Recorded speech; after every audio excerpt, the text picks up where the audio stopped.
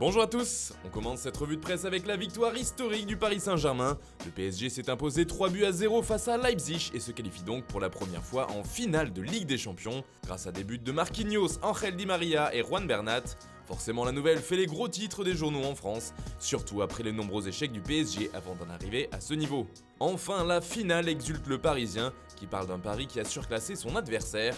Pour l'équipe, la force est en eux et ils n'ont laissé aucune chance à Leipzig. Ils disputeront dimanche leur première finale de Champions League contre Lyon ou le Bayern. Avec cette belle victoire, le rêve peut devenir grand selon Ouest France. La nouvelle fait même la une de certains quotidiens régionaux comme le Télégramme. Paris tient enfin sa finale, résume le journal breton.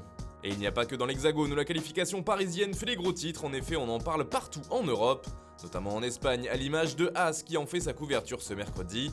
Il vole vers la gloire pour le quotidien ibérique. Selon The Guardian, c'est Neymar qui guide la marche parisienne pour sa première finale. La nouvelle fait visiblement grand bruit outre-Manche. The Daily Telegraph parle aussi de balade parisienne. De son côté, le Daily Mail voit également Neymar comme principal leader de cette qualification. En Allemagne, Bild préfère voir le verre à moitié plein et résumer cette défaite de Leipzig comme la victoire d'un coach germanique et sa présence en finale.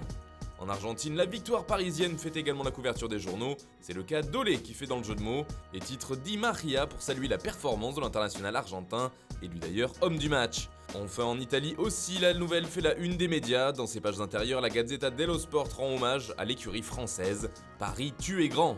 Et ce qui fait la couverture du journal concerne l'Inter. Le cliché de Zang placarde le canard italien. La Ligue Europa servira à lancer une nouvelle ère avec le Scudetto en ligne de mire, mais surtout l'avenir passe par Conte, affirme le média. Les buts de Romelu Lukaku et de Lautaro Martinez aideront aussi. Même son de cloche en une du Corriere dello Sport avec un mariage qui semble de raison entre le club lombard et son coach. Conte et l'Inter continuent par la force des choses, écrit le journal, qui affirme que la qualification en finale de C3 a reporté la mise au point entre les deux parties, mais pas les exigences de l'entraîneur italien qui veut un grand effectif. Affaire à suivre. En Espagne aussi, la victoire parisienne est bien sûr évoquée dans les médias. Le Barça continue lui aussi de faire parler. Il faut dire que les Catalans ont été actifs ces derniers jours et qu'il y a eu du changement, avec entre autres les départs de Quique Setién et d'Eric Abidal. Ronald Koeman est le favori numéro 1 pour prendre la place sur le plan blaugrana. Et d'après Sport, ce serait même déjà signé. Il sera officiellement le nouveau coach aujourd'hui, affirme le quotidien. Le fond est identique avec Mundo Deportivo qui explique que le sélectionneur des Pays-Bas est à Barcelone et qu'il attend d'être présenté ce mercredi.